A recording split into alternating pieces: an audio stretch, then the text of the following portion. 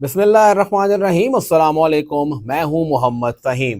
खैबर पख्तूनख्वा की तकरीबन 20 रुकनी काबीना का ऐलान हो गया है। अब से कुछ देर बाद ये तमाम लोग अपना हल्फ ले लेंगे। ये 20 लोग कौन हैं, कहां कहां से आए हैं और इनका बैकग्राउंड क्या है, उस पर बात करेंगे। जो 20 लोग खैबर पख्तूनख्वा हुकूमत की कैबिनेट में शामिल हुए हैं, उनमें से 15 वज़रा हैं और 5 मुशीर शामिल किए गए हैं। मुआविन खसूसी फिलहाल कोई भी शामिल नहीं किया गया। जो नोटिफिकेशन होगा उसके बाद ही फिर इन्हें पोर्टफोलियोज भी मिलेंगे।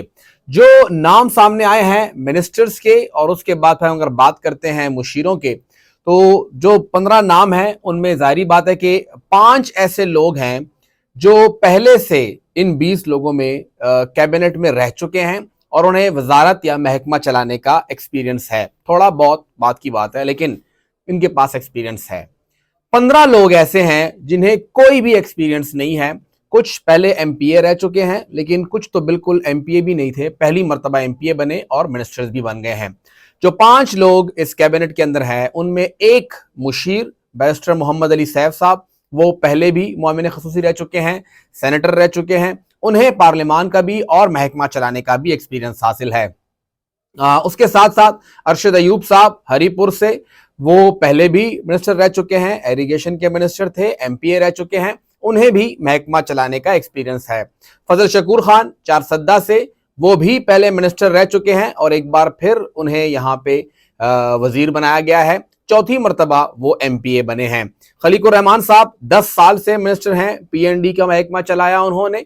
उसके साथ साथ उन्होंने एक्साइज एंड टैक्सेशन का महकमा चलाया, हायर एजुकेशन का महकमा चलाया और इस बार भी वो कैबिनेट के अंदर शामिल किए गए हैं। और शकील साहब, वो भी तकरीबन 10 साल से मिनिस्टर हैं, बीच में कुछ अरसा उनका गैप आया, रेवेन्यू के मिनिस्टर थे पिछली बार, वो भी इस बार कैबिनेट के अंदर शामिल हैं। तो अरशद अयूब साहब, शकील साहब, खलीकुर रहमान साहब और फजल शकूर साहब, ये चारों वज़रा वो हैं जो पहले कैबिनेट में रह चुके हैं और एक मुशीर यानी बैरिस्टर मोहम्मद अली सैफ साहब पहले से कैबिनेट में काम कर चुके हैं। बाकी जो 15 लोग हैं वो पहली मर्तबा इस कैबिनेट का हिस्सा बने हैं, किसी भी कैबिनेट का हिस्सा बने हैं। इन 15 लोगों में फजल हकीम साहब जो स्वात से हैं, तीसरी बार एमपीए बने, पहली मर्तबा वजीर बनेंगे। अदनान कादरी साहब खैबर से पहली बार एमपीए बने, पहली बार ही वजीर बनेंगे। आकिबुल्ला साहब सवाबी से दूसरी बार एमपीए, एक बार एमएनए बन चुके हैं, वो पहली बार वजीर बनेंगे। फैसल तरकई साहब शाहराम तरकई साहब के भाई हैं, पहली बार एमपीए बने और पहली ही बार वो वजीर भी बनेंगे। मोहम्मद सजाद साहब करक से पहली मर्तबा एमपीए बने और पहली ही मर्तबा वो मिनिस्टर बनेंगे। मीना खान साहब पेशावर से इनका ताल्लुक है, पहली बार एमपीए बने, पहली ही बार मिनिस्टर बनेंगे। कासिम अली शाह साहब पहली बार एमपीए बने, पहली बार मिनिस्टर भी बनेंगे। नजीर अब्बासी साहब वो भी पहली बार एमपीए बने हैं और पहली मर्तबा ही वो एमपीए बने हैं और पहली बार मिनिस्टर भी बनेंगे। पुख्तनियार साहब बनू से दूसरी बार एमपीए बने हैं, वो भी पहली मर्तबा मिनिस्टर बनेंगे। आफ्ताब आलम साहब कोहाट से पहली मर्तबा एमपीए बने, पहली मर्तबा ही वजीर बनेंगे।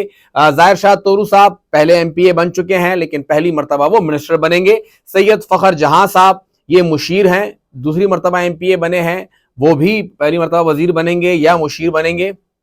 मिशाल आजम साहिबा खातून हैं, वो वकील हैं, वो पहली मर्तबा कैबिनेट के अंदर आई हैं। उसके साथ मुजम्मिल असलम साहब, उनका ताल्लुक कराची से है, वो भी पहली मर्तबा कोई महकमा चलाएंगे, पहले वो तर्जुमान रह चुके हैं वजारत खजाना के। और जायद चंदेब साहब मानसेरा से, वो भी पहली मर्तबा कैबिनेट के अंदर आए हैं और पहली बार वो कोई महकमा चलाएंगे।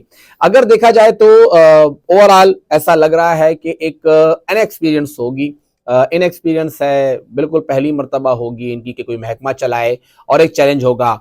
हैरानगी की बात, जो 7 लोग कैबिनेट के अंदर शामिल नहीं हैं, वो बहुत बड़ी हैरानगी है। मुश्ताक गनी साहब कैबिनेट के अंदर वो शामिल नहीं हैं। तैमूर जगड़ा साहब वो कैबिनेट के अंदर शामिल नहीं हैं। उसके साथ जो आरिफ अहमद जई साहब हैं, वो कैबिनेट के अंदर शामिल नहीं हैं। देखा जाए तो अब्दुल करीम तोरढेर साहब वो इस कैबिनेट के अंदर शामिल नहीं हैं। उनके साथ साथ अगर हम बात करें ताज मोहम्मद तरन साहब, वो इस कैबिनेट के अंदर शामिल नहीं है।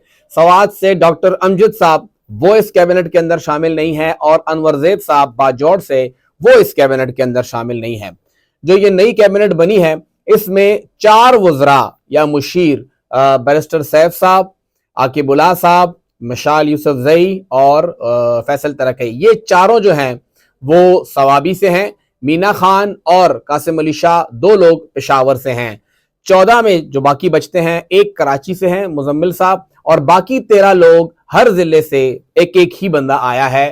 یعنی ایک سوات سے ہے، ایک مردان سے ہے، ایک کرک سے ہے، ایک بنو سے ہے، ایک کوہاٹ سے ہے، ایک نوشہرہ سے ہے، ایک مردان سے ہے، ایک ملاکنڈ سے ہے. اس طرح ایک ایک بندہ ہی لیا گیا ہے. ہری پور سے، مانسیرہ سے، ایبٹ آباد سے ایک ایک بندہ لیا گیا ہے. خیبر سے، پورے قبائل سے صرف ایک ہی منسٹر شامل کیا گیا ہے.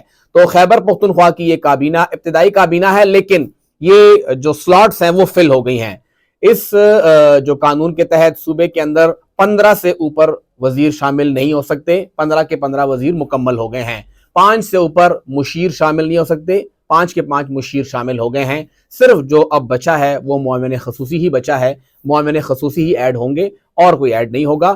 تو یہ کیبنٹ آپ کہہ سکتے ہیں کہ 80 سے لے کے 90% تک یہی کیبنٹ رہے گی. اس میں کوئی تبدیلی نہیں آئے گی. یہی وہ لوگ ہوں گے جو کہ صوبے کو چلائیں گے. ہاں، اگر کسی کو نکال دیا گیا اور ایڈ ہو گئے وہ بات کی بات ہے، کیونکہ پی ٹی آئی میں تو سیمسٹر سسٹم چلتا ہے.